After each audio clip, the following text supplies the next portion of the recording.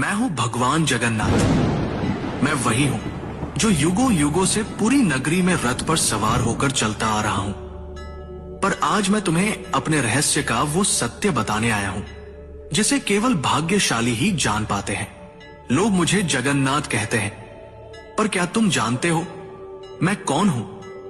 मैं वही हूं जो द्वारका में श्री कृष्ण था, वही जिसने अर्जुन को गीता सुनाई, वही जिसने राधा के प्रेम को साक्षात ईश्वरत्व में बदल दिया, वही जिसने अधर्म के सामने धर्म को विजयी बनाया।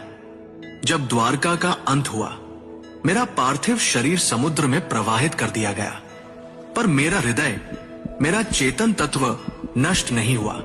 समुद्र में एक दिव्य काष्ठ पवित्र लकड़ी के रूप में प्रकट हुई और बहती हुई पुरी के तट पर आई। उसी समय राजा इंद्रद्युम्न ने मुझे स्वप्न में देखा। हे राजन, ये कोई साधारण लकड़ी नहीं, ये मेरा शरीर है, इससे मेरा विग्रह बनवाओ। राजा ने आदेश दिया। मूर्ति बनाने के लिए एक वृद्ध पुरुष प्रकट हुए। उन्होंने कहा, इन्हें गुप्त रूप से बनाऊंगा, कोई द्वार मत खोलना। वो कोई और नहीं, स्वयं विश्वकर्मा थे। जब मूर्तियां बन रही थी, रानी की चिंता बढ़ी। द्वार खुलवाया गया। मूर्तियां अधूरी थी। मेरे हाथ नहीं थे, मेरे चरण नहीं थे, पर तभी आकाशवाणी हुई। यही मेरा विराट रूप है, यही मेरा जगन्नाथ स्वरूप है, जहां मैं हर सीमा से परे हूं। जो मूर्ति नहीं, चेतना है, जो धर्म का रक्षक है। राजा ने मेरे उस दिव्य हृदय को मूर्ति में प्रतिष्ठित किया। वो हृदय जो श्री कृष्ण रूपी मेरी चेतना का केंद्र था, वो आज भी मेरी मूर्ति में वास करता है। हर 12 से 19 वर्षों में जब मेरी मूर्तियां बदली जाती हैं, उस हृदय को गुप्त रूप से नव विग्रह में स्थापित किया जाता है।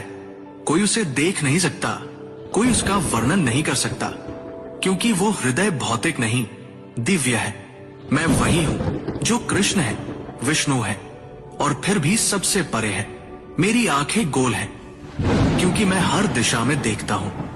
जब मैं अपने भाई बलभद्र और बहन सुभद्रा के साथ रथ पर सवार होता हूं, तो वो यात्रा कोई उत्सव नहीं, वो क्षण है जब मैं मंदिर से निकलकर भक्तों के हृदय तक पहुंचता हूं। जब तुम मुझे सच्चे हृदय से पुकारोगे, ओम नमो भगवते जगन्नाथाय, तो तुम पाओगे कि मैं तुमसे कभी दूर था ही नहीं। मैं वही था तुम्हारे भीतर, तुम्हारी चेतना में।